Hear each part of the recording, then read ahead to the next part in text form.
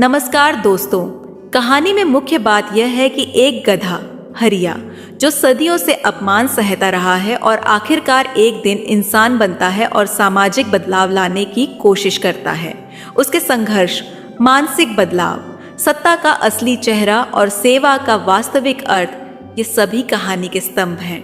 अगर आपको कहानी अच्छी लगे तो वीडियो को लाइक और चैनल को सब्सक्राइब जरूर करें। कहानी का शीर्षक सतवनपुर की उल्टी दुनिया। गांव का नाम था सतवनपुर। चारों तरफ हरियाली थी, लेकिन वहां रहने वालों की सोच उतनी ही सूखी जितनी खेतों में पड़ी पुरानी पराली।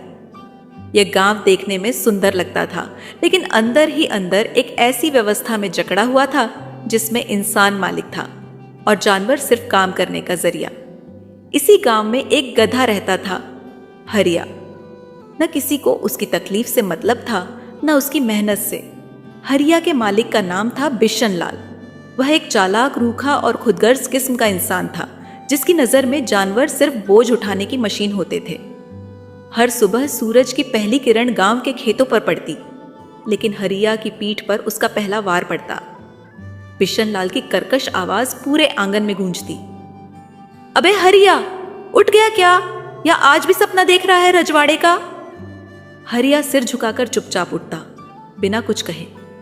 गले में पड़ी पुरानी रस्सी खींचते हुए वह खाट से उठता और लकड़ियों से भरा झोला पीठ पर लाद लेता। उसकी आंखों में न कोई रोशनी थी, न ही कोई सपना। सिर्फ एक ही सवाल था जो मन के किसी कोने में बार बार उठता। क्या मैं सिर्फ बोझ उठाने के लिए ही पैदा हुआ हूं? एक दिन सुबह कुछ अलग थी। बादल छाए हुए थे, हवा में अजीब सी बेचैनी थी और हरिया के मन में सवाल कुछ ज्यादा तेजी से उभर रहे थे। आज फिर उसे बिशन लाल के साथ जंगल जाना था, लकड़ियां ढोने। लेकिन हर बार की तरह वह चुपचाप नहीं निकला। जैसे ही बिशन लाल ने उसे धक्का दिया, हरिया रुक गया। क्या हुआ हरिया? आज फिर से तेरे पैर जमीन से चिपक गए क्या? बिशन लाल ने तंज कसा। हरिया धीरे से बोला, मालिक एक बात पूछूं? बिशन लाल हैरान हुआ, क्योंकि गधे आमतौर पर सवाल नहीं करते। वह कुछ पल चुप रहा, फिर हंसते हुए बोला, पूछ ले, देखूं तो सही आज तेरे भेजे में क्या खलबली मची है। हरिया ने गर्दन उठाई। उसकी आंखों में कुछ ऐसा था जो पहले कभी नहीं दिखा था, आत्मसम्मान की एक हल्की सी चमक। कभी सोचा है मालिक, अगर मैं काम ना करूं तो आप क्या करेंगे? बिशन लाल ठट्ठा कर हंसा। अबे गधे, तू क्या सोचता है? तेरे बिना यह दुनिया रुक जाएगी। तू नहीं होगा तो दूसरा गधा ले आएंगे। बाजार में बहुत मिलते हैं तेरे जैसे दो कौड़ी के गधे। हरिया ने कुछ नहीं कहा। उसने पीठ पर बंधी रस्सी खोल दी और लकड़ियों का बोझ जमीन पर पटक दिया। फिर धीरे धीरे गांव की सीमा की ओर बढ़ने लगा। पहली बार वह बिना आदेश के, बिना मार खाए अपनी मर्जी से कहीं जा रहा था। गांव के बाहर एक पुराना कच्चा रास्ता जंगल की ओर जाता था। रास्ते में झाड़ियों के बीच कुछ गिलहरियां फुदक रही थीं, कुछ चिड़ियां गा रही थीं। हरिया कभी इस दुनिया को गौर से नहीं देख पाया था। आज उसे हर चीज में आजादी की महक लग रही थी। जंगल की हरियाली में वह धीरे धीरे खोने लगा। कई घंटे बीत गए। अब वह जंगल के उस हिस्से में आ चुका था जहां अक्सर इंसान नहीं आते थे। यहाँ पेड़ ऊंचे थे, उनकी छाया घनी थी और हवा में एक रहस्यमय खामोशी थी। हरिया को लगा शायद यही वह जगह है जहां वह खुद को ढूंढ सकता है। थककर वह एक बड़े पेड़ की छांव में बैठ गया। उसकी सांसें भारी थीं, लेकिन मन शांत था। अरे ओ गधे महाराज, बड़ी गहरी सोच में डूबे हो, एक आवाज आई।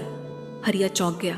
सामने एक आदमी था, अजीब सा, उलझे बाल, घुटनों तक ढीली धोती और आंखों में तेज चमक। उसने एक लकड़ी की छड़ी थाम रखी थी जो ऊपर से टेढ़ी थी। उसका नाम था डॉ उल्टा। तुम कौन हो? हरिया ने हैरानी से पूछा। मैं वो हूं जो तुम्हारी बातें सुन सकता है, उसने मुस्कुराते हुए कहा। तुम जानवरों की भाषा समझते हो? नहीं, मैं भावनाएं समझता हूं। और तू कोई जानवर नहीं है हरिया, तू इस व्यवस्था का आईना है। हरिया कुछ देर चुप रहा, फिर अचानक सब कहने लगा। अपने बचपन से अब तक की सारी तकलीफें, भूख, पीड़ा, अपमान, सब कुछ बहता चला गया शब्दों में। डॉक्टर उल्टा गंभीर हो गया। तू जो कह रहा है वो सिर्फ तेरा नहीं, इस व्यवस्था का संकट है। इंसान खुद को मालिक समझता है और जानवर को मजदूर। मगर कभी ये दोनों अपनी जगहें बदलें? तो क्या हो? हरिया को यह बात चौंकाने वाली लगी। मतलब एक प्रयोग। मैं एक वैज्ञानिक हूं। मेरा काम है सोच को उलटना, एक दुनिया बनाना जहां गधे इंसान हो और इंसान गधे, और वो दुनिया तुझे जीने को मिलेगी। कैसे? ये मत पूछ। बस इतना जान कि अब से तेरी दुनिया बदलने वाली है, मगर यह असली दुनिया नहीं होगी। एक सीमित परिवेश होगा, मेरा प्रयोगशाला गांव। तुझे वहां इंसान बनाया जाएगा, बाकी सब गधों को भी इंसान बनाया जाएगा और इंसानों को जानवर। हरिया ने झिझकते हुए पूछा, मगर क्या होगा अगर यह सब विफल हुआ? डॉक्टर उल्टा ने मुस्कुराकर कहा, तभी तो यह प्रयोग है। हरिया थोड़ी देर सोचता रहा। उसके पास खोने को कुछ नहीं था। मैं तैयार हूं, उसने कहा। डो। उल्टा ने अपनी नोटबुक में कुछ लिखा, फिर एक छोटा सा उपकरण निकालकर हरिया की आंखों के सामने घुमाया। उपकरण की रोशनी से हरिया की पलकें भारी हो गईं और वह गहरी नींद में चला गया। जब वह उठा तो उसके हाथों में उंगलियां थीं, शरीर सीधा था और आवाज इंसानी थी। मैं इंसान बन गया? पास से आवाज आई। हाँ हरिया, अब तुम हरिया नहीं, हरीश हो। हरीश उठ खड़ा हुआ। यह उसका नया नाम, नया जीवन और एक नई दुनिया की शुरुआत थी। वह जंगल से बाहर निकला तो देखा गांव वहीं था, लेकिन अब सब कुछ उल्टा था। खेतों में काम कर रहे थे इंसान जैसे दिखने वाले गधे, और गधों जैसे दिखने वाले इंसान मालिकों के आदेश दे रहे थे। वह सबसे पहले अपने पुराने मालिक बिशन लाल के पास गया। अब वह एक गधा था। उसकी पीठ पर लकड़ी का बोझ था और आंखों में वही थकावट जो हरिया की आंखों में होती थी। हरीश की आंखों में एक नई चमक थी। वह अब देख सकता था सत्ता, मेहनत और पीड़ा का असली रूप। लेकिन यह तो बस शुरुआत थी। हरीश, जो कुछ समय पहले तक एक गधा था, अब एक इंसान के रूप में गांव की गलियों में घूम रहा था। उसका शरीर बदला था, आवाज बदल गई थी, पर दिल और यादें अभी भी हरिया की थीं। हर गली, हर मोड़ उसे उसका बीता हुआ कल याद दिला रहा था, जब वह एक रस्सी में बंधा हुआ 2 वक्त की सूखी घास पर जी रहा था। तब भी वह इसी गांव का हिस्सा था, पर एक अदृश्य हिस्सा। अब वह दिखाई देने लगा था। गांव के लोग जो पहले उसकी ओर सिर्फ आदेशों की भाषा में देखते थे, अब उसे अरे साहब कहकर सम्मान से पुकारने लगे थे। पहली बार वह बिना किसी बोझ के गांव के चबूतरे पर बैठा। सामने वही तालाब था जिसमें गर्मियों के दिन उसे जबरन घसीट कर नहलाया जाता था, कभी कभी लाठी से पीटकर। लेकिन आज वह उस तालाब को एक नए नजरिए से देख रहा था, जैसे कोई राजा अपनी प्रजा को देखता है। गांव की गलियों में धीरे धीरे खबर फैलने लगी थी। एक नया आदमी आया है, देखने में बहुत ही रौबदार है और उसकी चाल में कुछ अजीब सी ठसक है। बच्चे उसे देख देख कर मुस्कुराते और औरतें कुएं पर बातें बनाती। लगता है शहर से लौटा है, बड़ी ठाठ है चाल में। हरीश के अंदर एक अजीब संतोष था, लेकिन साथ ही एक असहज बेचैनी भी। इंसान बनने की खुशी थी, पर इस नई पहचान का बोझ भी। उसी दिन दोपहर को वह उसी रास्ते पर लौट पड़ा जहां डॉक्टर उल्टा से उसकी मुलाकात हुई थी। जंगल की छांव में पहुंचते ही उसकी नजर उस जगह पर पड़ी जहां एक बड़ा बांस का तंबू लगा था। तंबू के बाहर कुछ लकड़ी की मेजें, पत्थर पर रखे कुछ उपकरण और कागजों की ढेर थी। डो। उल्टा उसे वहीं मिल गए। एक पुराने रेडियो को खोलकर उसके पुर्जे उलट पलट रहे थे। पास ही एक चाय की केतली खदबदा रही थी और एक गिलहरी छाया में बैठी मूंगफली कुतर रही थी। आ गए इंसान साहब, डॉक्टर उल्टा ने बिना सिर उठाए कहा। आपने कहा था ये एक प्रयोग है, पर यह तो सच लग रहा है। मैं वाकई इंसान बन गया हूं, हरीश ने सामने आकर कहा। डॉ। उल्टा मुस्कुराए और एक पुरानी खिड़की की चौखट पर बैठ गए। यह सच और प्रयोग के बीच का वह रास्ता है जिसे हम विज्ञान कहते हैं, हरीश, और तू अब इस प्रयोग का नायक बन चुका है। मगर बाकी सब भी बदल गए हैं, हरीश ने कहा। बिशन लाल अब गधा है और गांव के बाकी लोग भी। आप ये सब कैसे कर पाए? डॉक्टर उल्टा ने अपनी आंखें आधी बंद की और गहरी सांस ली। हरीश, तूने कभी सुना है मानसिक अनुक्रिया? नहीं ना? यह एक खास प्रक्रिया है जिससे हमने तेरे गांव के आसपास एक सीमित मानसिक क्षेत्र तैयार किया है। यहाँ हर प्राणी को उसकी छिपी इच्छाओं और डर के आधार पर नई पहचान दी जाती है। तेरी जैसी आत्मा जो खुद को इंसान मानती थी, उसे इंसानी रूप दिया गया। और जो इंसान खुद को मालिक समझते थे उन्हें अब मेहनतकश प्राणी बना दिया गया है। मतलब ये कोई जादू नहीं बल्कि मनोवैज्ञानिक प्रयोग है? हरीश ने पूछा। बिल्कुल डॉक्टर, उल्टा बोले। जादू में रहस्य होता है, विज्ञान में प्रक्रिया। हरीश को अब चीजें थोड़ी थोड़ी समझ आने लगी थी। वह अब खुद को समझने की कोशिश कर रहा था। क्या वह सच में इस भूमिका के लायक था? क्या वह एक अच्छा इंसान बन पाएगा? क्या वह दूसरों को यह दिखा पाएगा कि जानवरों की भी भावना होती है? क्या मैं कुछ बदल सकता हूं? हरीश ने अचानक पूछा। तू बहुत कुछ बदल सकता है, लेकिन ध्यान रखना। डो उल्टा बोले। सत्ता हमेशा भारी होती है। मैं सत्ता नहीं चाहता, बस बराबरी चाहता हूं। हरीश की आंखों में ईमानदारी चमक रही थी। तो फिर वापस जा और देख कैसे वो लोग अब व्यवहार करते हैं जिनके हाथों में काम करने का जिम्मा आया है। बस इतना ध्यान रखना, अब तू देख रहा है जिससे पहले तूने सिर्फ सहा था। डॉ उल्टा ने उसे एक पन्ना दिया जिस पर एक नक्शा बना था, गांव के चारों ओर के हिस्सों का। यह नक्शा है अनुक्रिया क्षेत्र का। इस दायरे में जो हो रहा है वह इस प्रयोग का हिस्सा है, लेकिन ज्यादा देर नहीं, एक सीमित समय तक ही यह प्रभाव रहेगा। उसके बाद सब कुछ धीरे धीरे अपनी स्थिति में लौटने लगेगा। इस बीच जो तू सीखेगा वही तुझे असली समझ देगा। हरीश ने नक्शा मोड़ा, जेब में रखा और गांव की ओर चल पड़ा। गांव लौटते ही वह सीधा बिशनलाल के घर गया, जो अब गधा था। आंगन में घुसते ही उसकी नजर एक दृश्य पर पड़ी। एक मोटा इंसान जो अब गधा था, रस्सी से बंधा खड़ा था और उसके सामने दो गधे इंसान के कपड़े पहनकर हुक्म चला रहे थे। ए रामू, बोरी उठा और बाजार पहुंचा, एक ने कहा। दूसरे ने लाठी उठाई। अगर ज्यादा हिल रहा है तो 2 थप्पड़ पड़ेंगे, समझा? हरीश को देखकर वे दोनों चौंक गए। अरे भाई, आप तो नए लगते हैं गांव में, कहिए कैसे आना हुआ? एक ने पूछा। हरीश ने बिना कुछ बोले बिशनलाल के पास जाकर उसके कान के पास कहा, अब समझ आया? अब क्या महसूस हो रहा है? बिशनलाल ने उसकी ओर देखा। उसकी आंखों में अब अहंकार नहीं था, सिर्फ एक थकी हुई स्वीकृति थी। अच्छा सबक दे दिया तूने। बिशनलाल की आंखों से झरझर आंसू बहने लगे, लेकिन हरीश को कोई सुकून नहीं मिला। वह वहां से चुपचाप निकल आया।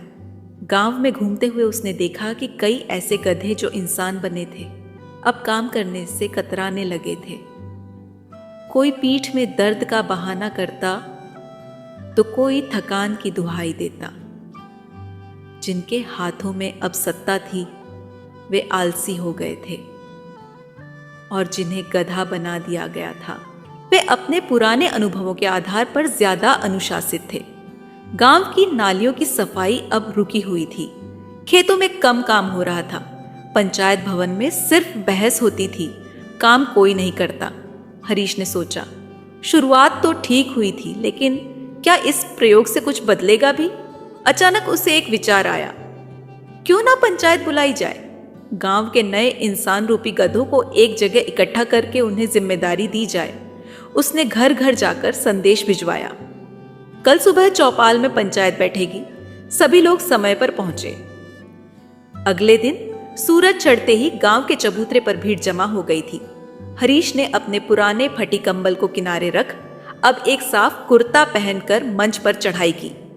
भाइयों और बहनों, उसने कहना शुरू किया, अब जब हमें मौका मिला है कि हम खुद को साबित करें तो हमें मिलकर यह गांव संवारना है। खेत, पानी, पशु, सड़क, सबकी जिम्मेदारी हमारी है। एक लंबा सन्नाटा छाया रहा। फिर एक आवाज आई, अरे भैया, पहले ये बताओ कि खाना कब मिलेगा? मेरे तो पेट में चूहे दौड़ रहे हैं। दूसरी तरफ से एक बोला, सड़क बनाने का काम तो ठीक है, पर वो तो गधे किया करते थे, हम क्यों करें? हरीश समझ गया, यह आसान नहीं होगा। यह सिर्फ शरीर बदलने का खेल नहीं था, सोच बदलना सबसे कठिन था। लेकिन वह हार मानने वालों में से नहीं था।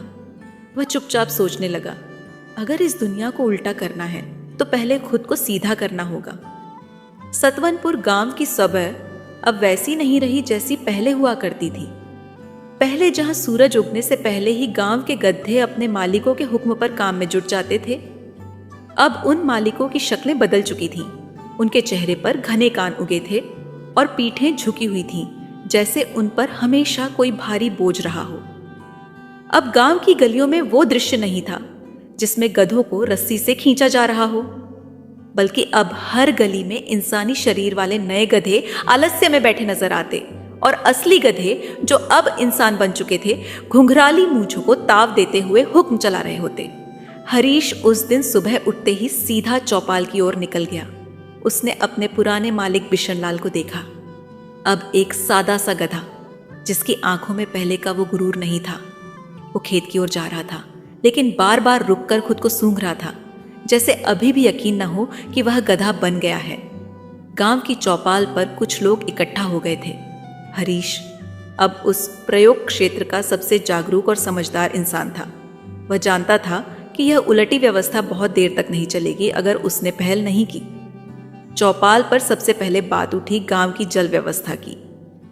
सुनो सभी इंसानों, हरीश ने गहरी आवाज में कहा, अब हमें अपने पानी का खुद इंतजाम करना होगा। कुएं की खुदाई करनी है और बरसात से पहले तालाब की मिट्टी निकालनी है। अगर ये काम वक्त पर नहीं हुए तो सूखा पड़ जाएगा। किसी ने धीरे से कान खुजाते हुए कहा, अरे भाई, ये सब तो गधों का काम होता था। अब हम इंसान बन गए हैं तो खुद क्यों करें? हरीश ने उस पर सीधा जवाब नहीं दिया, बल्कि वहीं बैठी एक बुजुर्ग गधी से इंसान बनी माया से पूछा, माया दीदी, जब आप गधी थीं तब रोज कितने किलो बोझ उठाती थीं? माया ने थोड़ी देर सोचकर जवाब दिया, कम से कम 30 किलो, और वो भी पहाड़ी रास्तों पर। और अब आप इंसान हैं, क्या आप चाहेंगे कि वही मेहनत इंसान रूपी गधों से करवाई जाए? हरीश ने गंभीरता से पूछा। माया चुप हो गई। उनके चेहरे पर सोच की लकीरें उभर आईं। तभी एक और इंसान बने गधे, जिसका नाम अब बाबूलाल था, खड़ा हुआ।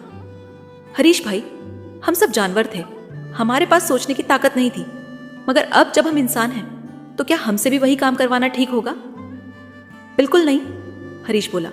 अब हमारे पास सोच है, जिम्मेदारी है। फर्क सिर्फ काम करने में नहीं, समझदारी से करने में है। अगर आज हम ये नहीं सीखे कि कैसे एक बेहतर गांव बनाया जाए, तो जब यह व्यवस्था वापस पलटेगी हम फिर से वहीं पहुंच जाएंगे जहां से निकले थे। भीड़ में सरगोशियां शुरू हो गई। हरीश की बात तो ठीक है। हाँ, अगर खुद ही जिम्मेदारी नहीं लेंगे तो क्या फायदा इंसान बनने का? तभी एक जवान लड़का, जो पहले एक छोटा गधा था और अब उसका नाम था शंकर, बोला, मैं तालाब की सफाई में हाथ बटाऊंगा। फिर एक एक कर कई लोगों ने हाथ उठाए। हरीश को लगा उम्मीद की एक किरण निकल रही है। वह खुद सबसे आगे बढ़कर तालाब की ओर चल पड़ा। हाथ में फावड़ा, पीठ पर कंबल और मन में एक नई सुबह की उम्मीद। तालाब तक पहुंचते पहुंचते सूरज सिर पर आ गया था। तेज गर्मी में भी तालाब के किनारे एक दर्जन नए इंसान खड़े थे। फावड़े चलने लगे, मिट्टी के ढेले बाहर फेंके जाने लगे और झाड़ियां साफ की जाने लगी। हरीश खुद मिट्टी उठाकर किनारे फेंक रहा था। उसे कोई फर्क नहीं पड़ा कि अब वह इंसान है। उसका मकसद साफ था, यह दिखाना कि जिम्मेदारी कोई बोझ नहीं, एक अवसर है। काम के बीच उसने देखा कि एक किनारे बिशनलाल गधा बना हुआ वहीं बैठा सब देख रहा था। उसकी आंखें बार बार हरीश पर टिकी थीं। वह कुछ कहना चाहता था, लेकिन उसके मुंह से सिर्फ ढेंचू निकलता। शाम तक तालाब का एक हिस्सा साफ हो चुका था। चारों ओर मिट्टी के ढेर लगे थे और थके चेहरों पर संतोष की लकीरें।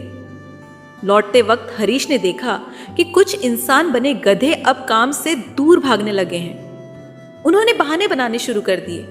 पेट में दर्द है, कल बहुत थक गया, आज बुखार लग रहा है। हरीश को समझ आने लगा कि जो लोग पहले भी मेहनत से दूर भागते थे, वो अब भी बहाने बना रहे हैं। शरीर बदल गया है पर आदत नहीं। उसी रात वह डॉ उल्टा से मिलने गया। जंगल की वही झोपड़ी, वैसी ही सन्नाटा। डॉक्टर साहब, मुझे लग रहा है यह प्रयोग जल्दी फेल हो जाएगा, हरीश ने कहा। डॉ उल्टा चाय के प्याले में पत्तियां घुमाते हुए बोले, हर प्रयोग का उद्देश्य सफलता नहीं होता, बल्कि समझ होता है। लेकिन कुछ लोग तो पहले से भी ज्यादा आलसी और स्वार्थी बन गए हैं। तो क्या तूने सोचा था कि इंसान बनते ही सब महान बन जाएंगे? नहीं, हरीश ने सिर झुका लिया। याद रख हरीश, डॉ उल्टा बोले, बदन बदलने से आत्मा नहीं बदलती, सोच बदलती है अनुभव से, और अनुभव आता है जिम्मेदारी उठाने से। तो क्या यह प्रयोग कभी सफल हो सकता है? हो सकता है, डॉक्टर उल्टा बोले।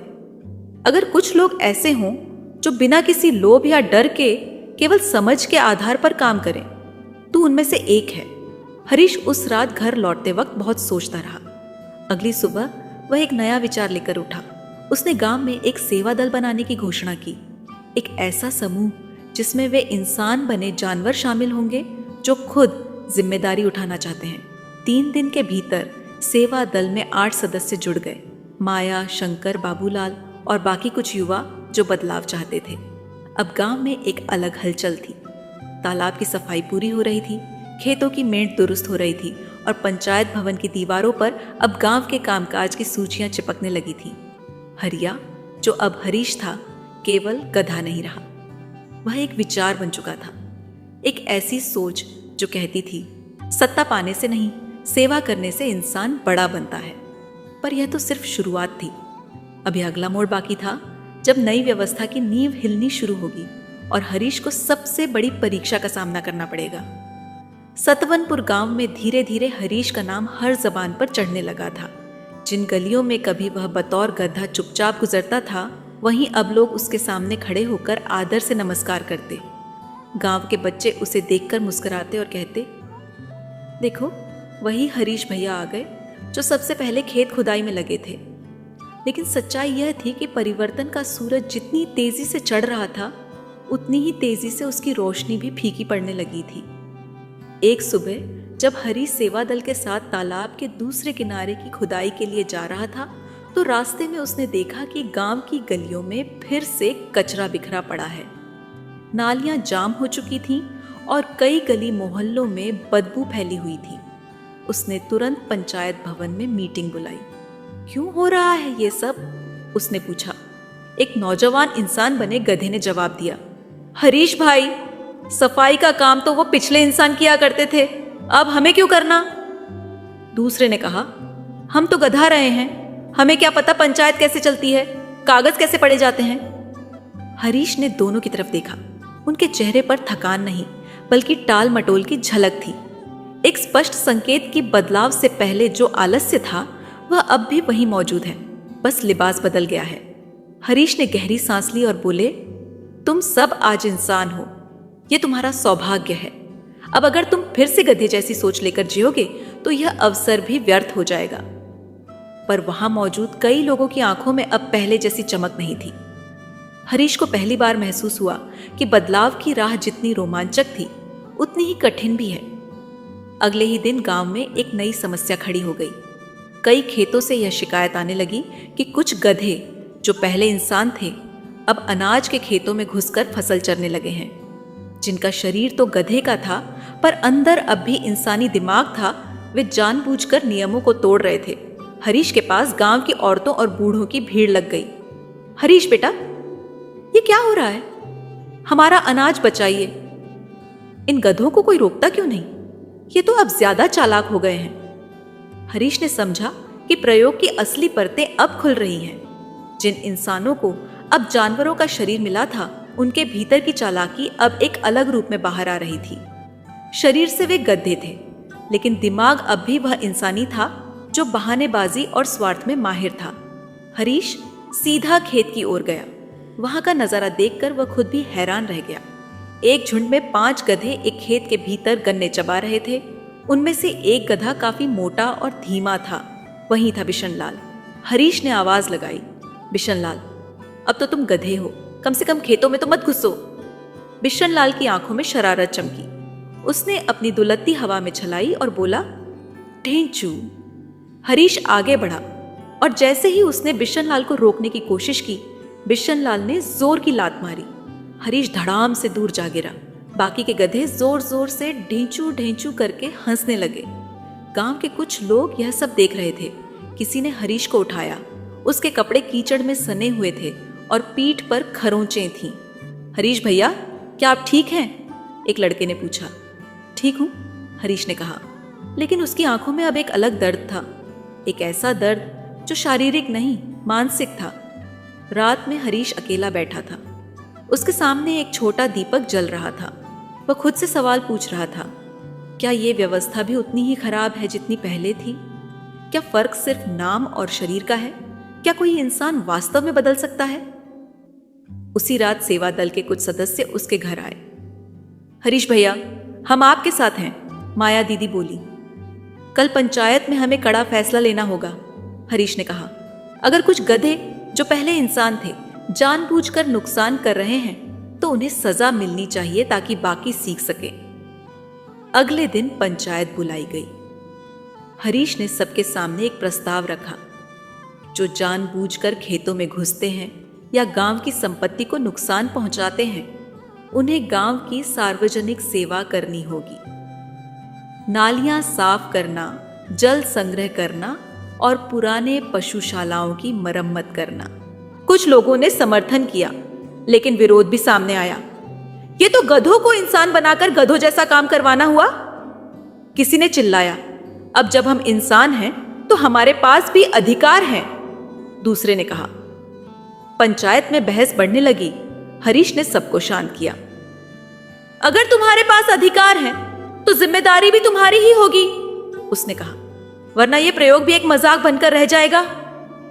पंचायत का फैसला हुआ। 3 दिन की सार्वजनिक सेवा। जो कोई नियम तोड़ेगा? लेकिन विरोध करने वालों की संख्या बढ़ रही थी। एक गुप्त समूह बन चुका था, पुराने इंसान दल। ये वही लोग थे जो गधे से इंसान बनने के बाद भी खुद को मालिक समझते थे और सेवा करने को अपमान समझते थे। वे रात में बैठकर योजना बनाते, हरीश को कैसे हटाया जाए, उसका प्रभाव कैसे कम किया जाए। हरीश को इस बात की भनक लग चुकी थी, लेकिन उसने प्रतिशोध की जगह संवाद का रास्ता चुना। वह खुद एक शाम उस गुप्त बैठक में पहुंच गया। तुम लोग जो कर रहे हो वह तुम्हें फिर से वहीं पहुंचा देगा जहां से तुम आए थे, उसने कहा। और तुम क्या सोचते हो हरीश? एक व्यक्ति बोला कि तुम राजा हो गए हो, गधा थे, गधा ही रहोगे। हरीश ने गहरी नजरों से उसे देखा। मैं गधा था, लेकिन मैंने अपने भीतर बदलाव की ललक को जिंदा रखा। क्या तुम में इतनी भी हिम्मत नहीं कि खुद को बदल सको? कुछ चेहरे झुक गए, लेकिन कुछ अब भी अड़े रहे। हरीश बाहर निकल आया। वह जानता था अब यह सिर्फ व्यवस्था का सवाल नहीं है, यह लड़ाई सोच की है। वह जंगल की ओर चल पड़ा। एक बार फिर डॉ उल्टा से मिलने। झोपड़ी में डॉक्टर उल्टा अपने यंत्रों को समेट रहे थे। लगता है प्रयोग का समय समाप्त होने को है, तो उल्टा बोले। अभी नहीं डॉक्टर साहब, मुझे थोड़ा और वक्त चाहिए। समझ गया, तू अब खुद इस प्रयोग का हिस्सा नहीं, मार्गदर्शक बन चुका है। ठीक है, 1 सप्ताह और, फिर बदलाव लौटने लगेगा, मगर तब तक मैं अपना प्रयास करूंगा। जाओ हरीश, अब गांव को नहीं सोच को बदलना है। और यही वह क्षण था जब हरीश ने ठान लिया, चाहे कुछ भी हो, वह इस उलटी दुनिया में सोच का सीधा रास्ता बनाएगा। हरीश की जिंदगी एक ऐसे मोड़ पर आ चुकी थी जहां वह सिर्फ एक व्यक्ति नहीं रहा था, बल्कि एक सोच, एक उम्मीद और एक प्रयोग का चेहरा बन चुका था। लेकिन सत्ता के साथ जो आता है वह सिर्फ सम्मान नहीं होता, जिम्मेदारी, आलोचना, जलन और षड्यंत्र भी उसी की छाया बनकर चलते हैं। सतवनपुर की गलियों में अब लोग उसे सरपंच साहब कहकर बुलाते थे। गांव के पुराने सरपंच ठाकुर बलवंत सिंह, जो अब एक ढलते शरीर वाले गधा बने घूमते थे, उनकी आंखों में अब वो चमक नहीं थी जो कभी अपने आदेशों में दिखाई देती थी। वे चुपचाप गांव के कोने में एक खलिहान के पास पड़े रहते, मानो अब जीवन से ही कोई उम्मीद नहीं बची हो। हरीश को सरपंच बनाने का निर्णय सेवा दल और गांव की आपसी सहमति से लिया गया था, क्योंकि यह तय हो चुका था कि गांव की व्यवस्था को कोई तो नेतृत्व दे जो सही दिशा में ले जा सके। सरपंच बनते ही हरीश ने सबसे पहले गांव की पंचायत व्यवस्था को व्यवस्थित करना शुरू किया। पंचायत भवन की दीवारों पर नई सूचियां लगवाई गईं, जिसमें हर दिन के कार्यों की योजना लिखी जाती थी। गांव के भीतर स्वच्छता अभियान शुरू किया गया। सेवा दल के सदस्य अब दिन में खेतों में काम करते और शाम को गांव की गलियों में लोगों से मिलकर उन्हें समझाते कि अब वक्त बदल चुका है। शुरुआत में लोग प्रभावित हुए। गांव के बुजुर्ग जो कभी किसी गधे को देखकर चप्पल उठाते थे, अब हरीश को देखकर अपनी छड़ी टेकते हुए कहते, बेटा तू तो असली आदमी निकला, भगवान तुझे सलामत रखे। हरीश बस मुस्करा देता, लेकिन उसके भीतर एक डर धीरे धीरे उभरने लगा था। क्या ये सब टिकेगा? एक दिन जब वह पंचायत भवन में कामों की समीक्षा कर रहा था, तभी गांव के कुछ लोग आए। वे अब इंसान बन चुके पुराने गधे थे। सरपंच जी, आपसे एक जरूरी बात करनी है। कहिए, हरीश ने सिर उठाकर कहा। ये जो नियम कायदे आप लागू कर रहे हैं, उनसे कुछ लोग नाखुश हैं। वे कहते हैं कि अब हम इंसान बन गए हैं तो हमें काम क्यों करना चाहिए? हरीश ने गहरी सांस ली। यह वही सवाल था जो वह पहले भी सुन चुका था, लेकिन अब यह ज्यादा संगठित स्वर में आया था। कौन है ये लोग? पुराने इंसान दल। वे अब एक संगठन बना चुके हैं। कल रात उन्होंने चुपचाप बैठक की थी खेतों के पास वाली घुमटी में। हरीश को यकीन नहीं हुआ। यह वही जगह थी जहां वह खुद कई बार सेवा दल की बैठकें कर चुका था। अब वही स्थान विरोध की जन्मभूमि बन चुका था। उन्होंने क्या कहा? वो कहते हैं कि हरीश अब तानाशाह बन गया है, हर बात में आदेश देता है, सवाल नहीं सुनता, और सबसे बड़ी बात, वह गधा था। उसका कोई हक नहीं कि वह इंसानों को राह दिखाए। हरीश को जैसे किसी ने अंदर से झकझोर दिया हो। उस रात वह अकेले खेतों के किनारे जाकर बैठ गया। दूर दूर तक अंधेरा था, पर मन में उससे भी ज्यादा। क्या सच में मैं दूसरों पर हुक्म चला रहा हूं? उसने खुद से पूछा। क्या मेरा तरीका गलत है? क्या बदलाव थोपे नहीं जाते? अचानक उसे किसी की आहट सुनाई दी।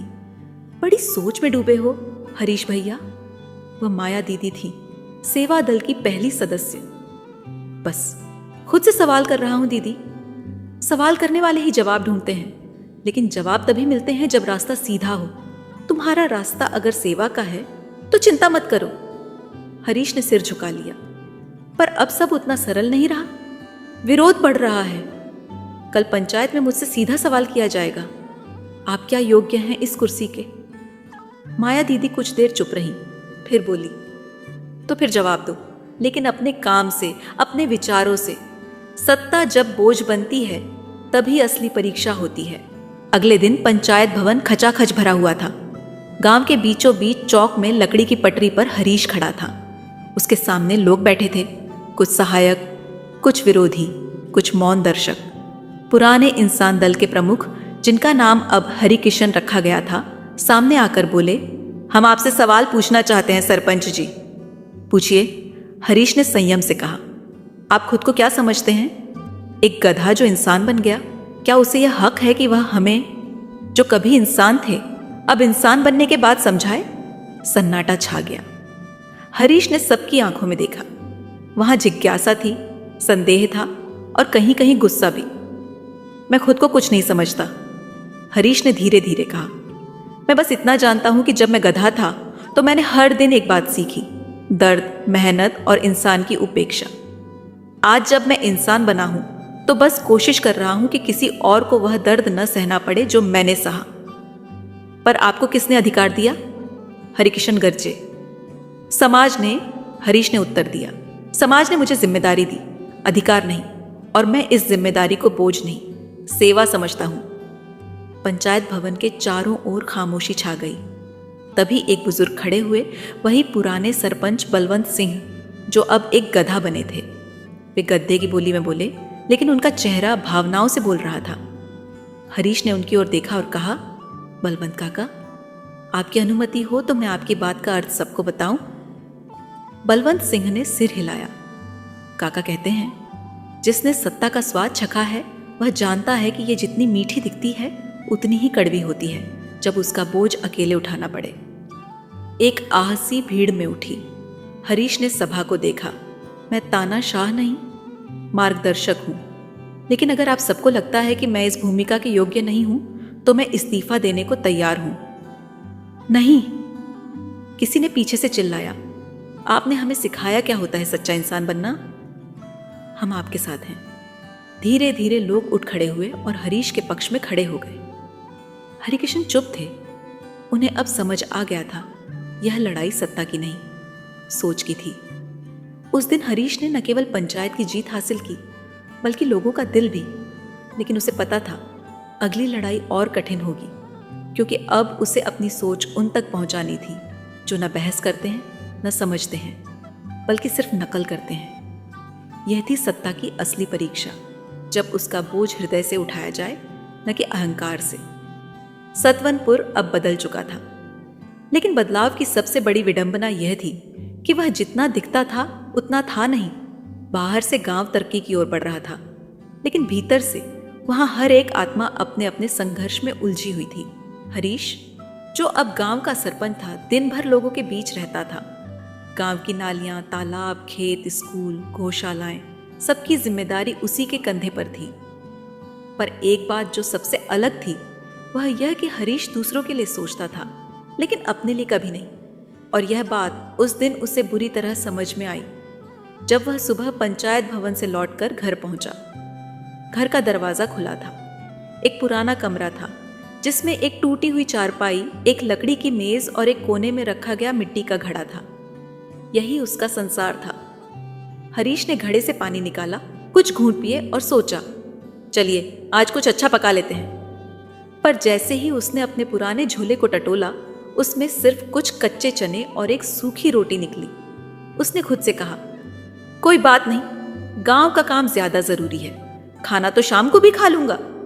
वह बाहर निकला और सेवा दल के साथ खेतों में जुट गया। लेकिन उस दिन सूरज कुछ ज्यादा ही बेरहम था। दोपहर की चिलचिलाती धूप में उसके माथे से पसीना लगातार बहता रहा। वह फावड़ा चलाता रहा, झाड़ियों को काटता रहा, पानी के लिए गड्ढे खोदता रहा। दिन ढलने को आया तो उसका शरीर थक कर चूर हो चुका था। हड्डियों में दर्द और मांसपेशियों में जकड़न, ये सब उसके लिए नए नहीं थे। वह तो गधा रहते हुए भी यही सब झेलता आया था। लेकिन तब उसकी भूख को शांत करने के लिए थोड़ी घास मिल जाती थी। अब जब वह इंसान बन चुका था, उसे खाना खुद पकाना होता था, और यह उसके लिए किसी पहाड़ से कम नहीं था। वह जैसे तैसे घर लौटा। चप्पलें कीचड़ में सन चुकी थीं और कपड़े धूल से भर गए थे। वह सीधा रसोई के कोने में गया, लेकिन वहां भी वही पुरानी स्थिति थी। खाली कटोरियां, मिट्टी के चूल्हे पर ठंडा पड़ा राख और टोकरी में रखी 3 कच्ची गाजरें। हरीश ने पहली बार अपनी नई स्थिति को बारीकी से देखा। इंसान बनकर मैंने सोचा था कि अब मेरी जिंदगी बदल जाएगी, मगर यह तो पहले से भी ज्यादा कठिन हो गई है। उसने बड़बड़ाते हुए गाजर उठाई और कच्ची ही चबाने लगा। हर कौर उसे बीते दिनों की याद दिला रहा था। जब वह गधा था तो बिशन लाल रोज ताजा खाना बनाता था, जिससे खुशबू दूर तक फैलती थी। वह उस खुशबू को सूंघता तो था, पर उसका हिस्सा कभी नहीं बनता। अब वह खुद इंसान था, पर उसके पास खुद के लिए कुछ पकाने की भी सुविधा नहीं थी। रात गहराने लगी थी। पेट में गड्ढा सा महसूस हो रहा था। उसने पास के चूल्हे पर कुछ लकड़ियां डालने की कोशिश की, लेकिन माचिस खत्म हो चुकी थी। पास के घरों से पकने वाले खाने की खुशबू आ रही थी, लेकिन उसका चूल्हा ठंडा था। उसी वक्त बाहर कुछ आवाजें आईं। सेवा दल के कुछ सदस्य उससे मिलने आए थे। सरपंच जी, हम सोच रहे थे कि कल गांव में स्वच्छता अभियान के साथ एक सामुदायिक भोजन भी रखा जाए। बिल्कुल ठीक विचार है, हरीश ने जोर देकर कहा, लेकिन उसकी आवाज में भूख की कमजोरी साफ झलक रही थी। माया दीदी ने गौर किया। सरपंच जी, आपने खाना खाया? हाँ, कुछ हल्का फुल्का, हरीश ने नजरें चुराते हुए कहा। लेकिन आपके घर से तो चूल्हा जलने की भी कोई आवाज नहीं आई, शंकर ने कहा। अब झूठ छुपाना मुश्किल था। माया दीदी ने आगे बढ़कर पूछा, आपने खाना नहीं खाया ना? हरीश चुप रहा। इतना सारा काम करते हैं आप और खुद का ख्याल भी नहीं रखते। बस गांव का काम, वह बोलते बोलते रुक गया। माया दीदी और बाकी सेवा दल के सदस्य चुपचाप घर से लौटे, लेकिन अगली सुबह सबने एक स्वर में निर्णय लिया, अब सरपंच जी का भोजन हम सब मिलकर बनाएंगे, बारी बारी से। अगले दिन शाम को जब हरीश लौटकर घर आया तो उसने देखा कि आंगन में एक साफ थाली रखी हुई थी। उसमें गर्मा गर्म बाजरे की रोटियां, सब्जी और एक कटोरी खीर थी। साथ में एक पर्ची रखी थी, आज सेवा दल की ओर से, कल किसी और की बारी। हरीश की आंखें भर आईं, लेकिन यह भूख सिर्फ पेट की नहीं थी। एक और भूख थी, आत्मसम्मान की, आत्मनिर्भरता की। उसने सोचा, क्या मैं अब भी दूसरों पर निर्भर हूं? क्या इंसान बनने का यही मतलब है कि किसी और के सहारे जीऊं? दूसरे दिन वह सीधा गांव की सबसे बुजुर्ग महिला बसंती अम्मा के पास गया, जो वर्षों से रसोई का काम सिखाती थी। अम्मा, मुझे खाना बनाना सिखाइए, उसने कहा। बसंती अम्मा पहले तो चौंकी, फिर मुस्कुराई। तू सरपंच है और मुझसे रसोई सीखना चाहता है? हाँ अम्मा, मैं अगर दूसरों को आत्मनिर्भर बनने की सीख दे रहा हूं तो खुद को क्यों छोड़ूं? अगले 7 दिन हरीश हर सुबह अम्मा के घर जाता। आटा गूंदना, सब्जी काटना, मसाला पीसना, चूल्हा जलाना। एक समय था जब उसकी नाक जलने की गंध से सिकुड़ जाती थी। अब वही गंध उसे सीखने का संकेत देती थी। वह सीख गया कि तवे पर रोटी तब उलटनी है जब उसकी सतह पर बुलबुले उठे। वह जान गया कि खीर तब सही बनती है जब दूध धीमी आंच पर लंबे समय तक उबले। और जब उसने पहली बार अपनी बनाई रोटी खाई तो वह जलने के बावजूद सबसे स्वादिष्ट लगी। वह अब सचमुच इंसान बन रहा था, जो मेहनत करता है, जो सीखता है और जो खुद के श्रम पर गर्व करता है। इसी अनुभव ने उसे एक और बात सिखाई कि भूख और बेबसी से सबसे बड़ी शिक्षा मिलती है। अब उसने गांव में स्वावलंबन पाठशाला शुरू की, जहां हर इंसान बना गधा और गधा बना इंसान दोनों को रोजमर्रा के काम सिखाए जाते थे। खेती, सिलाई, कढ़ाई, खाना बनाना, झोपड़ी बनाना। अब सतवनपुर सिर्फ एक प्रयोग स्थल नहीं रह गया था, वह एक सीखने का केंद्र बन गया था। लेकिन हरीश जानता था, सीखने का क्रम जितना तेज होगा उतनी ही तेज होगी परीक्षा भी, क्योंकि गांव में सब कुछ ठीक नहीं था। कुछ लोग अब भी उस भूख का शिकार हो रहे थे जो सिर्फ पेट की नहीं थी, बल्कि सत्ता की थी, स्वार्थ की थी। और यही आने वाला तूफान था जिसे हरीश को पहचानना बाकी था। सतवनपुर गांव में हरीश के नेतृत्व में बदलाव की एक नई लहर चल पड़ी थी।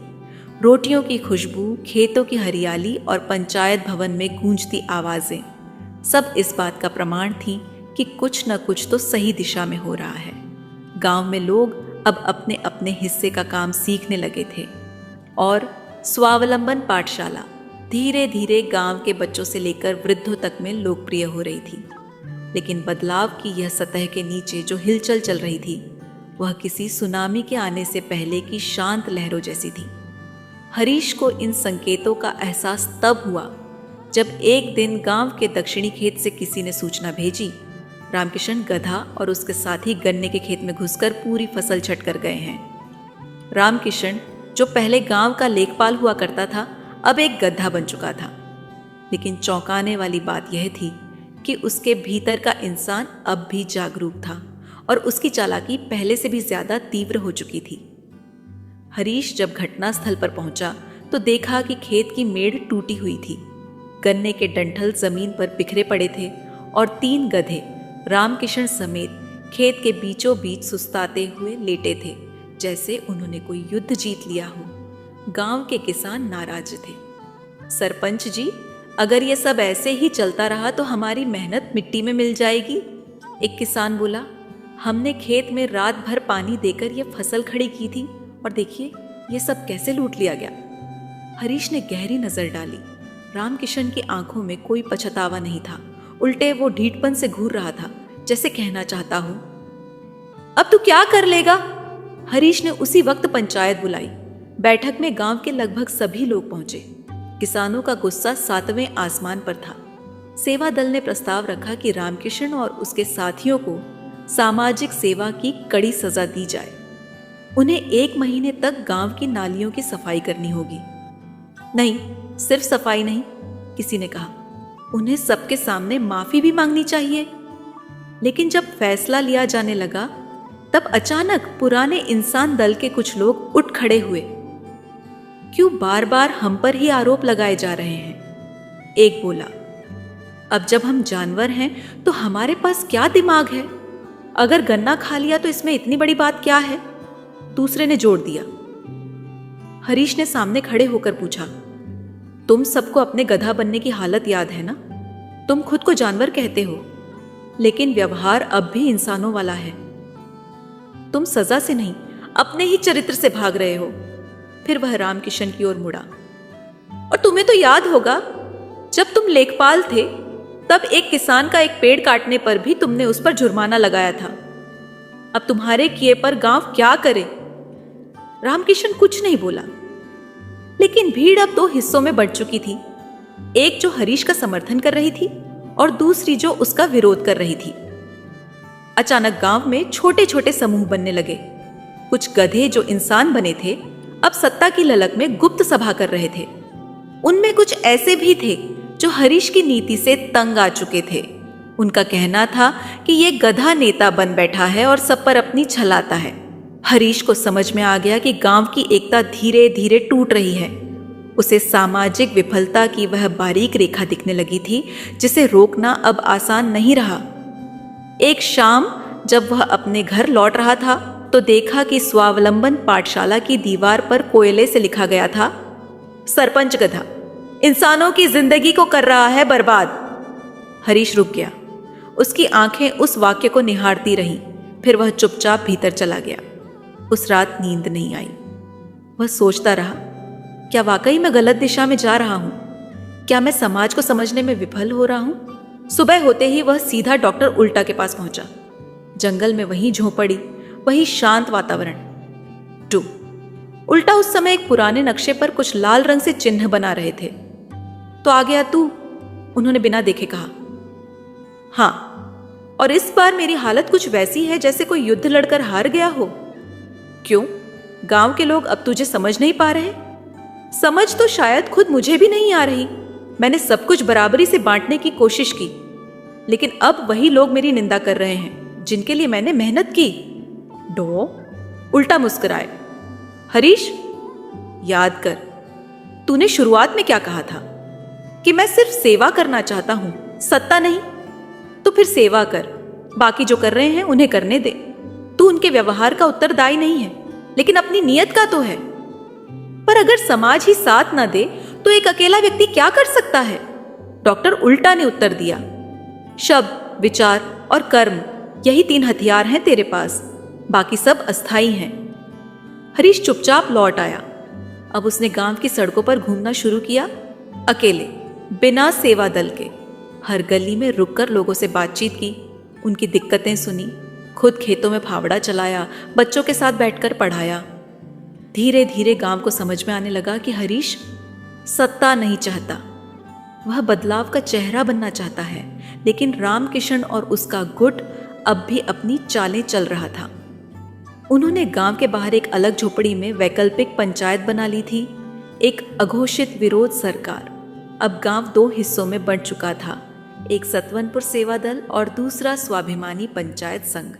जहां सेवा दल सेवा के मार्ग पर चल रहा था, वहीं स्वाभिमानी पंचायत संघ विरोध, बहस और खुद को ऊंचा दिखाने की दिशा में। हरीश जानता था अब निर्णायक घड़ी आ रही थी। समाज की यह विफलता अगर और गहराई तक गई तो वह सब मिटा देगी जो अब तक बना है। अगले भाग में यह संघर्ष और तीव्र होगा और हरीश को अपने सबसे कठिन फैसलों का सामना करना पड़ेगा। सतवनपुर की वो सुबह किसी साधारण दिन की तरह ही आई थी, लेकिन उस दिन की हवा में एक थकान थी, एक अजीब सी चुप्पी जो गांव के कोनों में फैल चुकी थी। खेतों में हल्की धुंध फैली थी और गांव की गलियों से गुजरते हुए अब लोग एक दूसरे से नजरें चुराने लगे थे। हरीश के लिए यह सुबह अलग थी। उसकी आत्मा भीतर से भारी थी। वह अपने आंगन में चुपचाप बैठा था, आंखें आसमान में गड़ी थीं और हाथों में टूटी हुई रोटी की आधी कड़ी। उसके सामने कुछ दिन पहले की घटनाएं स्पष्ट थीं। रामकिशन का विरोध, स्वाभिमानी पंचायत संघ का बनना, दीवारों पर लिखा जाना और लोगों की आंखों से विश्वास का धीरे धीरे उतर जाना। यह सब कुछ ऐसा था जैसे कोई किसी नींव को चुपचाप खोद रहा हो और ऊपर बनी इमारत धीरे धीरे दरक रही हो। उस दिन पंचायत भवन में एक आखिरी बैठक रखी गई थी, जहां हरीश ने गांव के सभी पक्षों को आमंत्रित किया था। बैठक में न सिर्फ सेवा दल और विरोधी समूह शामिल हुए, बल्कि सामान्य ग्रामीण भी आए। वे जो न तटस्थ थे न पक्षधर, जो सिर्फ जीवन की सहजता चाहते थे। हरीश ने बैठते ही अपनी आंखें लोगों पर फेरते हुए कहा, मैं आज आप सबके सामने खड़ा हूं, लेकिन यह सोचते हुए नहीं कि मैं नेता हूं, बल्कि यह मानते हुए कि मैं भी आप जैसा ही हूं। मुझे आपके बीच रहते हुए जितनी शिक्षा मिली, शायद उतनी कहीं और नहीं मिलती। मैंने देखा है किस तरह एक कमजोर जानवर भी श्रम से बड़ा बन सकता है, और किस तरह एक इंसान अगर जिम्मेदारी छोड़ दे तो सबसे छोटा बन जाता है। लेकिन अगर मेरी बातों, मेरे कार्यों से किसी को दुख पहुंचा है तो मैं क्षमा मांगता हूं। सभा में सन्नाटा था, लेकिन इसके बीच से रामकिशन खड़ा हुआ। उसके चेहरे पर एक छड़ी हुई मुस्कान थी। तो आज सरपंच साहब क्षमा मांग रहे हैं। ये वही व्यक्ति हैं जो कल तक हमें गधे कहकर आदेश देते थे। सभा में कुछ लोगों की हंसी फूट पड़ी। किसने देखा था गधा बोलते हुए इतने भाषण, और किसने देखा था इंसान को इतना झुकते हुए? फिर उसने घोषणा की, हमने निर्णय लिया है, सतवनपुर की नई पंचायत हम बनाएंगे। हमारी विचारधारा अलग होगी, हमारी नीति साफ होगी, बिना किसी गधे की दखल के। यह कहकर रामकिशन और उसका गुट उठ खड़ा हुआ और तालियां बजाते हुए बाहर निकल गया। हरीश वहीं खड़ा रह गया। उसकी आंखें उन लोगों पर टिकी थीं जो अब भी कुछ पल पहले उसकी प्रशंसा करते थे। अब एक शब्द नहीं बोल रहे थे। उसी दिन शाम को गांव में उसकी दीवार पर कालिख पोत दी गई। उसके घर के सामने कुछ पत्थर फेंके गए और कोई चिल्लाया, गधा इंसान नहीं बन सकता चाहे जितना प्रयास कर ले। यह अपमान उसकी आत्मा पर चिपक गया। वह उस रात पहली बार टूटकर रोया। उसने चुपचाप अपने झोले में एक पुराना गमछा और एक रोटियों की पोटली बांधी और रात के अंधेरे में गांव छोड़ दिया। चलते चलते वह उसी रास्ते पर जा पहुंचा जहां से उसकी यह यात्रा शुरू हुई थी। जंगल का वही कोना, पेड़ों की घनी छांव और दूर तक फैला सन्नाटा। रात का तीसरा पहर चल रहा था। जंगल में पक्षियों की कोई चहचहाहट नहीं थी, सिर्फ झींगुरों की आवाजें थीं। वह एक पुराने पेड़ के नीचे बैठ गया। उसकी पीठ उस तने से लगी थी जो समय की तरह स्थिर था, और उसकी आंखें आसमान की उन तारों पर लगी थीं जो अब उसकी आंखों से बहने वाले आंसुओं में झिलमिलाने लगी थीं। मैं हार गया, उसने खुद से कहा। मैंने सब कुछ दिया, समय, श्रम, सोच, पर फिर भी मैं उनके लिए गधा ही रहा। वह रात यूं ही बीतती रही, और उस रात हरीश की आत्मा ने एक सबसे बड़ी यात्रा शुरू की, अपने भीतर की। सुबह जब पहली किरण उसके चेहरे पर पड़ी तो वह जागा नहीं था। उसकी आंखें खुली थीं, पर शरीर स्थिर था। अब उसमें कोई आवेग नहीं था, सिर्फ एक मौन की शक्ति थी। धीरे धीरे उसने खुद से सवाल करना शुरू किया, मैं क्यों चाहता था कि लोग मुझे समझें? क्या सिर्फ इसलिए कि मैं गधा था, इसलिए उन्हें बदलना मेरा फर्ज था? क्या मैं इस बदलाव को थोप रहा था? तभी उसे एक पुराने समय की घटना याद आई, जब वह गधा था और बिशन लाल ने उसके घाव पर नमक डाल दिया था। तब उसने कुछ नहीं कहा था, बस सहा था। तो क्या मैं सहना भूल गया था? उसने खुद से पूछा। क्या इंसान बनने के बाद मेरी सहने की शक्ति भी छिन गई थी? वह चुपचाप उठा, पास की एक छोटी जलधारा में हाथ मुंह धोया और फिर धीरे धीरे उसी पगडंडी की ओर बढ़ा जो उसे डॉ उल्टा की झोपड़ी की ओर ले जाती थी। डॉ उल्टा दरवाजे के बाहर बैठे नीम की पत्तियां पीस रहे थे। हरीश को देखते ही बोले, आ गया तू? मैंने सोचा था तू अब नहीं लौटेगा। मैं अब लौटने नहीं, खुद को समझने आया हूं। और क्या समझा अब तक? कि बदलाव बाहर नहीं, भीतर होता है। और अगर मैं वास्तव में इंसान बनना चाहता हूं तो मुझे हर स्थिति में खुद को बनाए रखना सीखना होगा, चाहे अपमान मिले या सम्मान। डॉ उल्टा मुस्कुराए। अब तू सीख गया है सेवा का असली मतलब। अब तू तैयार है अगली लड़ाई के लिए। पर मुझे अब किसी से लड़ना नहीं, सिर्फ उनके भीतर एक बीज बोना है, सोच का, धैर्य का और सहनशीलता का। तो उल्टा ने कहा, तो जा, और इस बार लौटना नहीं, फैल जाना। अपने विचारों को हवा की तरह बिखेर दे, ताकि जहां भी सही जमीन हो वो अंकुरित हो सके। हरीश उठ खड़ा हुआ। उसकी चाल धीमी थी लेकिन स्थिर। अब वह न किसी ताज का बोझ ढो रहा था, न किसी पद की पहचान। अब वह था सिर्फ एक विचार जो गांव की गहराई में उतरने को तैयार था। हरीश ने जंगल से लौटते हुए पीछे मुड़कर नहीं देखा। उस रास्ते पर जहां वह रोते हुए गया था, अब वह शांत मन और स्थिर पैर लेकर लौट रहा था। उसके मन में कोई शोर नहीं था, न जीत की अभिलाषा, न पुनः सरपंच बनने की लालसा। अब उसके भीतर सिर्फ एक जिज्ञासा थी, क्या सेवा बिना पद के भी स्वीकार की जा सकती है? क्या बिना हुक्म दिए भी परिवर्तन लाया जा सकता है? गांव से कुछ कोस पहले एक पगडंडी थी जो पोखर के किनारे से होकर गुजरती थी। वहीं बैठी थी बूढ़ी बसंती अम्मा, वही जिनसे हरीश ने कभी खाना बनाना सीखा था। उनके पास एक फटी चादर, एक टोकरी और कुछ नीम की सूखी पत्तियां थीं। हरीश उनके पास पहुंचा। उन्होंने उसकी ओर देखा लेकिन कोई चौक नहीं दिखाई। तो लौट आया बेटा? उन्होंने पूछा। हाँ अम्मा, हरीश ने सिर झुका लिया। क्यों गया था? समझने। हरीश ने कहा कि सत्ता से बड़ा आत्मसम्मान है और सेवा सिर्फ कुर्सी पर बैठकर नहीं, जमीन पर रहकर भी की जा सकती है। अम्मा मुस्कुराई। अब समझ गया तो चल गांव वापस, लेकिन इस बार खामोशी से काम करना। बोलने वाले बहुत हैं, करने वाले कम। हरीश ने हाँ में सिर हिलाया। उस शाम वह गांव में लौट आया। किसी को खबर नहीं थी कि वह आया है। न उसने कोई सभा बुलाई, न अपने लौटने का ढिंढोरा पीटा। वह सीधे उस पुराने खेत में गया जहां अब लोग काम छोड़कर बहस करने लगे थे। उसने चुपचाप फावड़ा उठाया और काम में लग गया। पहले दिन किसी ने ध्यान नहीं दिया।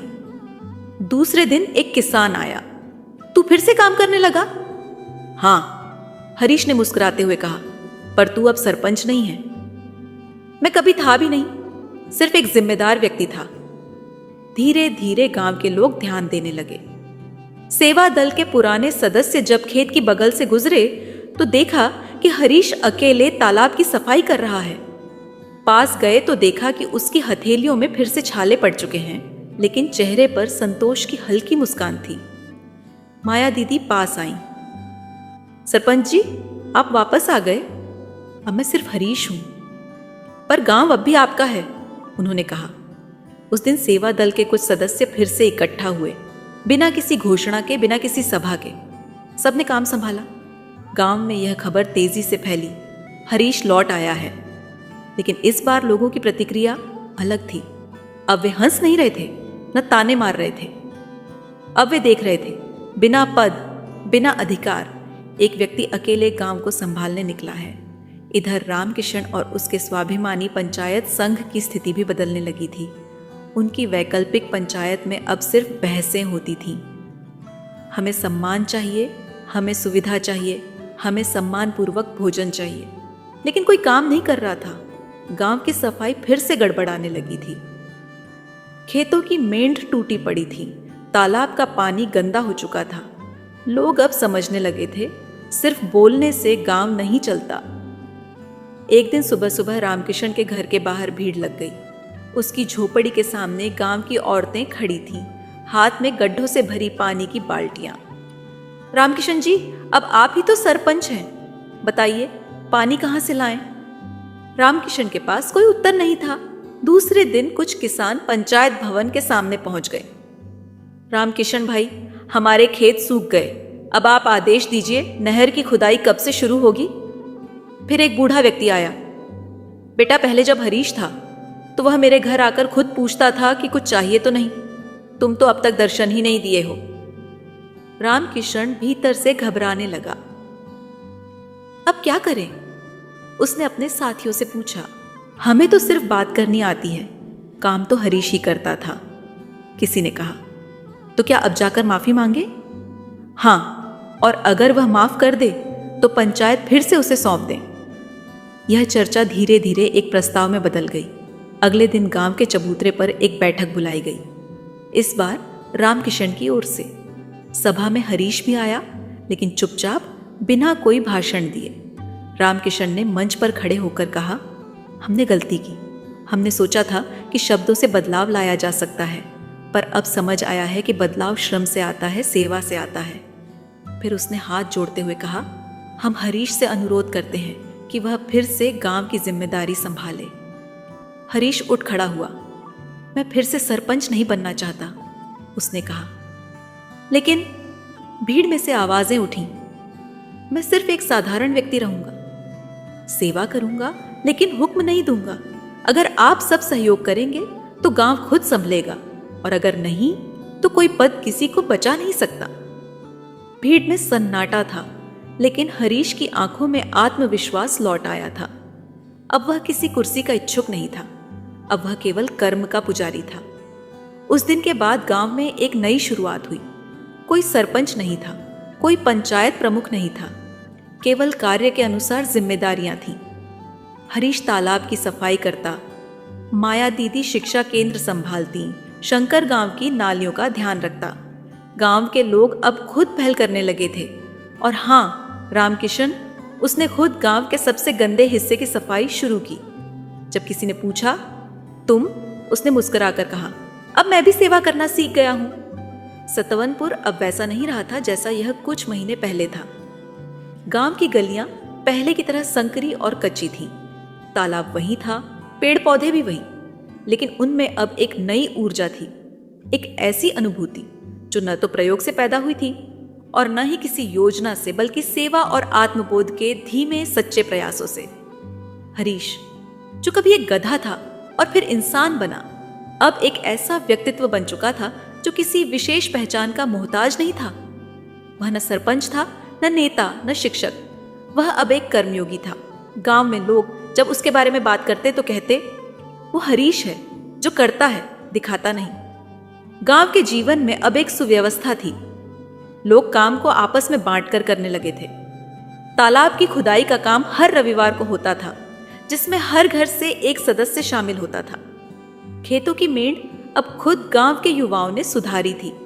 बुजुर्ग अब बच्चों को कहानियां सुनाने लगे थे जिनमें शिक्षा छुपी होती थी। महिलाएं समूह बनाकर खाना पकाती, बीजों का आदान प्रदान करती और एक दूसरे के बच्चों को पढ़ाती। और सबसे बड़ी बात, अब कोई किसी को सिर्फ उसकी भूमिका या शरीर से नहीं आंकता था, लेकिन इस सब के बीच कुछ ऐसा था जो धीरे धीरे बिना शोर किए बदल रहा था। हरीश ने एक दिन महसूस किया कि उसकी आंखों की रोशनी थोड़ी कम हो रही है। हाथों में पहले जैसी ताकत नहीं रही, दौड़ने में सांस फूलने लगी थी। और फिर एक सुबह जब वह तालाब की सीढ़ियां चढ़ रहा था, उसका पैर फिसला और वह नीचे जा गिरा। जब गांव के लोग उसे उठाकर घर लाए तो वह मुस्कुराया। शायद अब समय आ गया है, उसने धीरे से कहा। किस बात का? माया दीदी ने पूछा। वापसी का। क्या मतलब? शंकर ने हैरानी से पूछा। हरीश ने चुपचाप अपनी झोपड़ी की दीवार की ओर इशारा किया, जहां उसने 1 साल पहले एक दिन लिखा था, जो आया है वह जाएगा भी। उस शाम हरीश अकेले जंगल की ओर चल पड़ा। गांव के लोग पीछे पीछे चलने लगे, लेकिन उसने उन्हें रोक दिया। अब यह यात्रा मेरी अकेली है। वह उसी झोपड़ी की ओर गया जहां एक दिन डो उल्टा से उसकी मुलाकात हुई थी। डॉक्टर उल्टा उससे पहले से ही आते हुए देख रहे थे। उनकी झोपड़ी के बाहर एक लकड़ी की कुर्सी रखी थी, जिस पर एक पुरानी कंबल थी। चाय की केतली वहीं पास में सिसक रही थी। आ गया तू? उल्टा बोले। हाँ, हरीश ने जवाब दिया। तू जानता है ना, अब प्रयोग का समय समाप्त हो चुका है। हाँ, अब मुझे लौट जाना चाहिए। तू तैयार है? डॉक्टर उल्टा ने पूछा। अब मैं कुछ खोने या पाने नहीं आया, मैं सिर्फ खुद को पूरा करने आया हूं। डो उल्टा ने गहरी सांस ली और फिर एक छोटा सा यंत्र अपनी जेब से निकाला। वह वही यंत्र था जिससे उन्होंने पहले हरीश को एक परिवर्तित मानसिक अवस्था में भेजा था। हरीश ने आंखें बंद की और यंत्र की धीमी धुन उसके कानों में गूंजने लगी। कुछ पल बाद जब उसने आंखें खोली, वह फिर से वही था, गधा। लेकिन कुछ अलग था। उसके शरीर की बनावट वही थी, पर उसकी चाल में आत्मविश्वास था। उसकी आंखों में चमक थी। और सबसे बड़ी बात, गांव के लोग अब उसे गधा नहीं, हरीश कहकर पुकारते थे। अब गांव में कोई फर्क नहीं करता था कि कौन इंसान है, कौन जानवर। सबके पास काम था, सम्मान था, पहचान थी। एक दिन जब हरीश खेत में लकड़ी ले जा रहा था, एक बच्चा उसके पास आया और बोला, हरीश भैया, आप फिर गधा क्यों बन गए? हरीश रुक गया। उसकी आंखों में गहराई थी, क्योंकि कभी कभी सबसे बड़ा इंसान वही होता है जो सबसे नीचे से शुरू करता है। और क्या आप कभी फिर से इंसान बनेंगे? हरीश मुस्कुराया। अगर तुम और तुम्हारे जैसे बच्चे अपने कर्म से इंसान बन गए तो मुझे दोबारा इंसान बनने की जरूरत नहीं पड़ेगी।